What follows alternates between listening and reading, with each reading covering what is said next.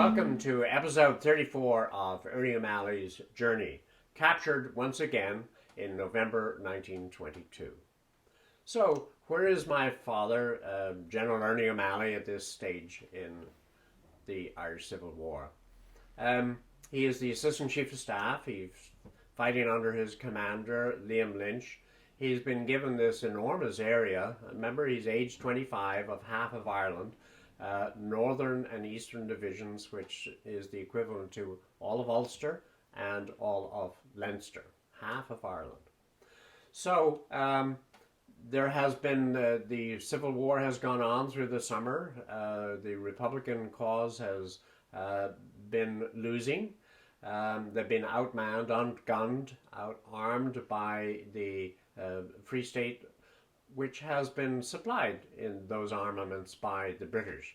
And occasionally, and fairly regularly, the Republicans even refer to their now enemy as being the British, which has the double effect of calling the British behind the Irish Free State. So Ernie has been trying to, for some time, to get greater cohesion amongst the cause, and trying to call a meeting in the down in Tipperary. They finally got that meeting, and at that meeting, De Valera was appointed to be not only the President of Ireland, and the government formed, but Liam Lynch decided to come to Dublin. That was a great relief to Ernie, because he had always thought that the management of the Civil War should be held, in one room, in one city, so that people could meet and talk and discuss and develop a better strategy. And that one of the failings of the Republicans were throughout this period was not to have that consensual development of a strategy. So on the morning of November 4, 1922, on that morning that Liam Lynch arrives in Dublin, something dramatic occurs in the life of Ernie O'Malley. He tells us beautifully in The Singing Flame, and let me read that. At about 7:30, Saturday, November 4, Sheila Humphreys tapped hard at my door. I was awake at once, as was my habit when anything unusual was about to happen. "Ernon, the house is surrounded. The Staters are coming in the gate. Mama saw them outside as she was coming back from Mass. Are you all right?" Excitement was mounting in her voice, but she was able to control it. "Thank you, Sheila. I'm all right. It's come at last." "Bannock the Anish, Ernon," she said. The Staters came into the house and started to search downstairs, and then went upstairs. They were in Mrs. Humphrey's room now, at the end of the corridor. There was a blurred sound of talk. I could hear her voice, but could not make out the words.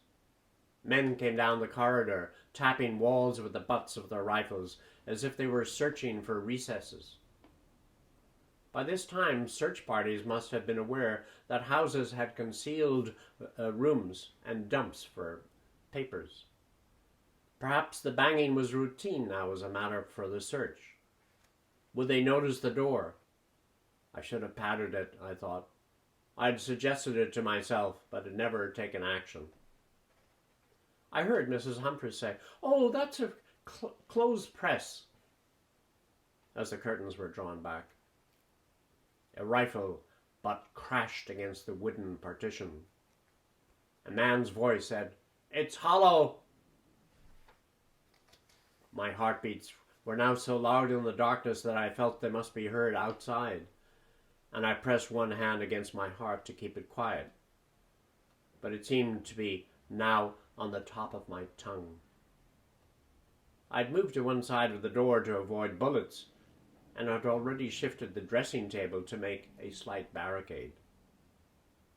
Rifle butts crashed in the shattering echoes.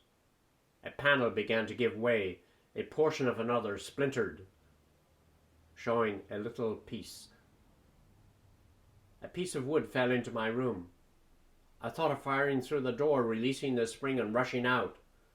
But Mrs. Humphreys would have been there. Another panel was smashed in, but those outside could not see anything in the darkness.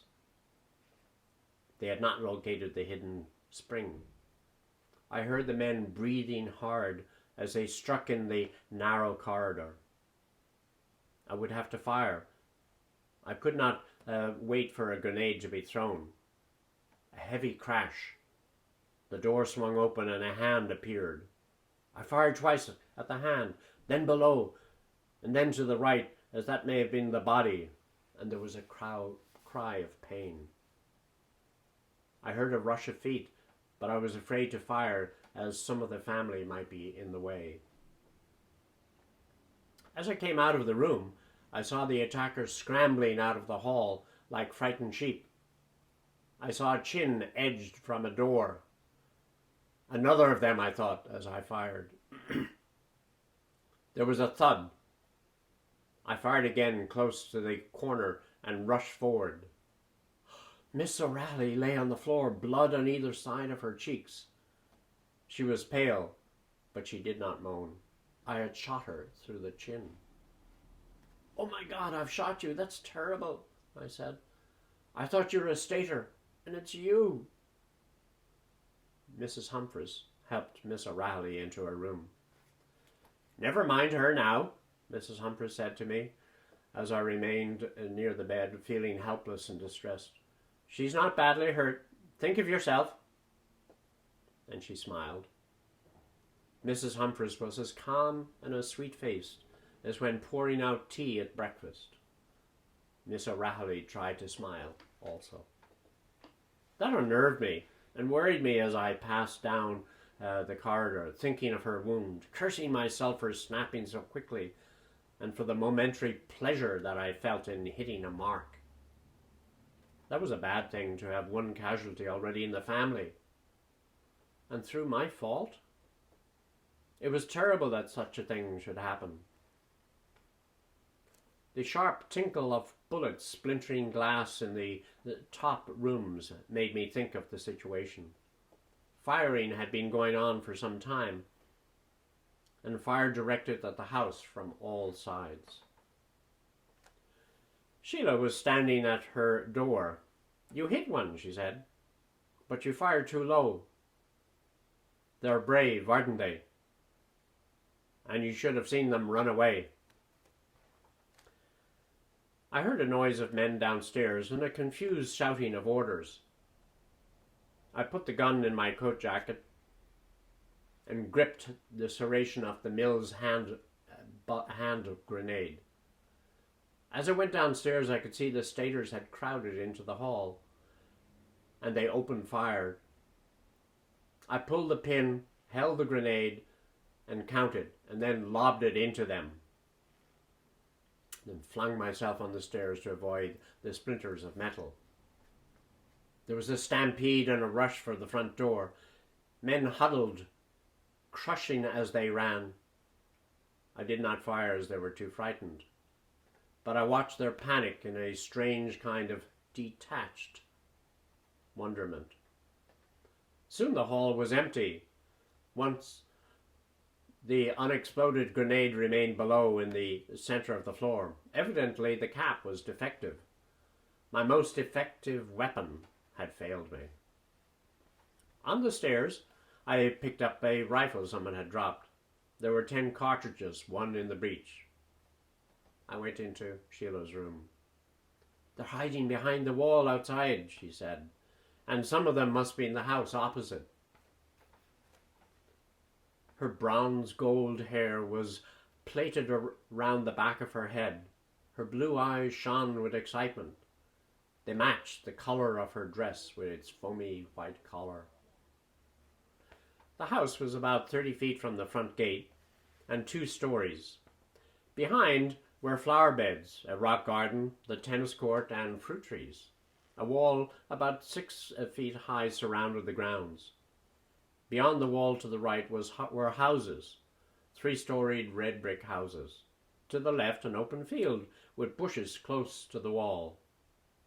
I looked through the gate, but could see not see anyone. I opened a window and leaned out. "Mind," she said. "Don't lean out too far. They'll hit you."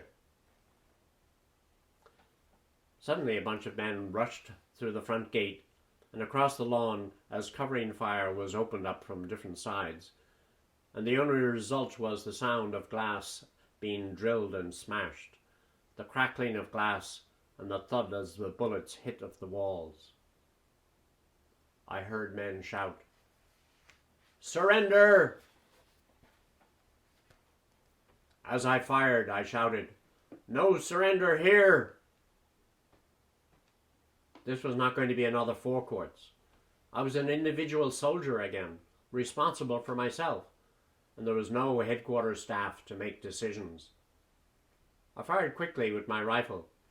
On the lawn, a man lay wriggling and twitching. His comrades dashed back through the gate. The wounded man lay still. "He's done for," I said, "poor devil." Now that I was under fire, the house seemed to be full of windows, and as I searched around for the best place to keep the women safe, one room seemed as safe as another. The high front wall masked the ground floor windows, and though I should have liked to repel the attackers from downstairs, I had to use the upper stairs for observation. I wanted to get out to fight in the open, as the women were endangered by my presence. It was not fair remaining in the house. I went through the rooms downstairs, trying to see where the enemy was. I stripped the hand grenade in the hall. There was a slight dinge in the cap. That meant something was wrong with the nitroglycerin. The grenade was useless. On the wax floor of the passage I found a revolver. 2 cartridges had been fired. I reloaded and put it in my trousers pocket. My armament was slowly increasing, and as I searched for further weapons, I met Mrs. Humphreys on the stairs. She was quietly indignant. Outside the drawing room window, I saw 3 soldiers crouching against the wall. I rechecked the rifle, examined my Smith & Wesson, put the grenade in my pocket as it might be serve as a break in charge, and get ready to go out. I slung the rifle over my shoulder and carried my revolver in my right hand. If the staters would not allow a woman to walk to the gate, there was less chance of any respect being shown to them in the house attack. Reinforcements had arrived. There was no reason why I should remain in the house. I opened the back door and ran quickly around the trellis wall to where the roses were. "Put up your hands, you bastards!" I shouted. The greencoats faced me, swinging around in surprise with their rifles as I pressed my revolver trigger. A man's peaked cap spun off. They all ran around the corner, making for the gate. I did not fire at them again. Their running away was disconcerting, as they were no longer an enemy or a danger to me once they showed me their backs. Suddenly I thought of Mrs. O'Rahilly's precious lawn. She had troweled assiduously at daisy roots, and it was a grave offence to cross it. Couriers and my visitors had been commented on adversely for such a shortcut. Now bullets whizzed around me as I stood on the grass looking for a mark to fire at. I could find not anyone. But I used the rifle and fired back at what seemed to be the source of the sound. A heavy rock struck my back full force. I felt a cold twinge in my back, in my stomach, and my knees bent forward. But I did not fall. I must not let them know that I had been hit, I thought as I tried to straighten myself. I walked towards the next house beyond the garden. Firing with the rifle held against my thigh. I was hit. It felt like a sledgehammer, and I fell on the grass. The pain was grave. This must be bone pain, I said to myself, as it's a bad smack.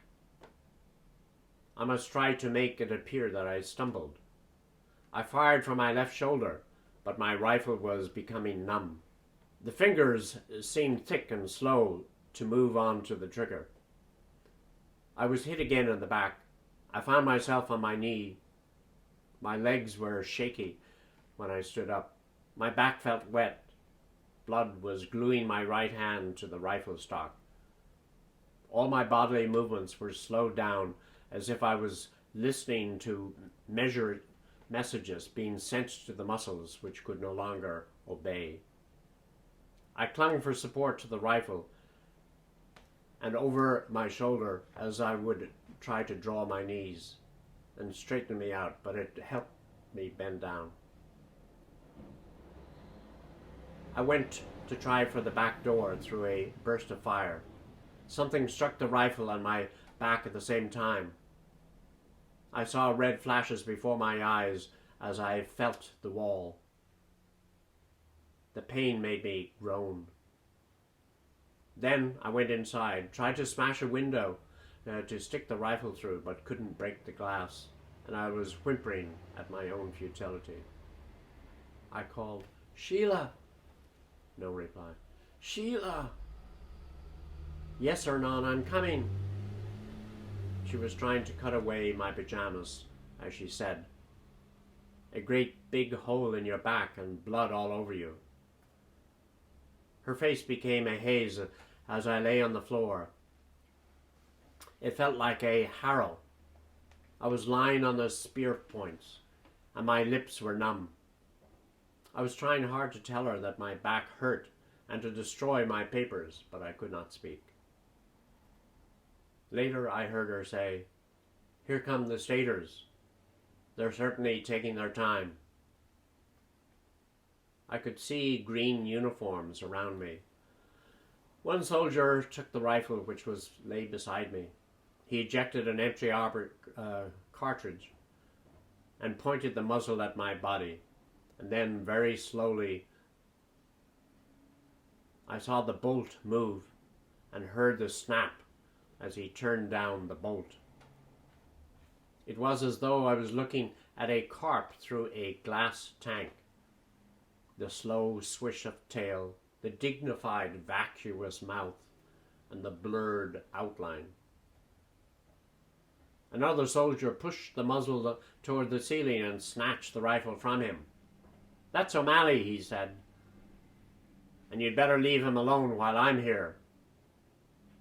He stood, rifle in hand, astride my legs, while more greencoats came around.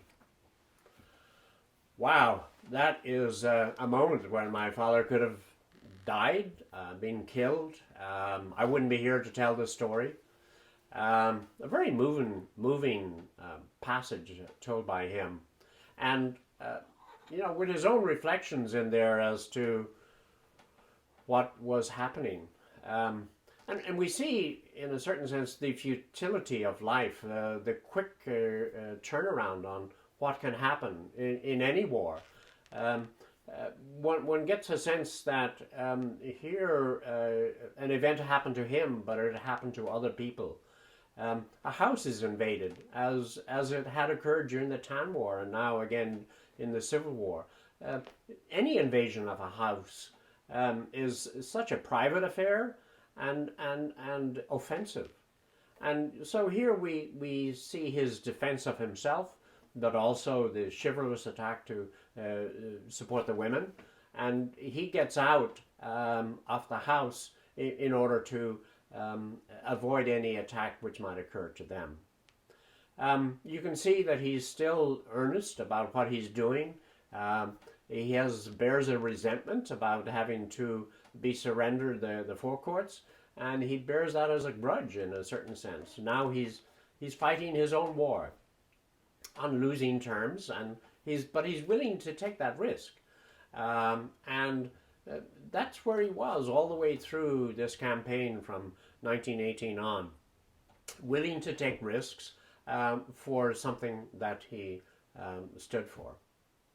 Now, another person who also took great risks was Erskine Childers, and just want to comment that at this time, in this sad month for my father, Erskine Childers also is arrested on November 10, tried before a military tribunal, and sentenced to death on November 20th, and then executed on November 24th.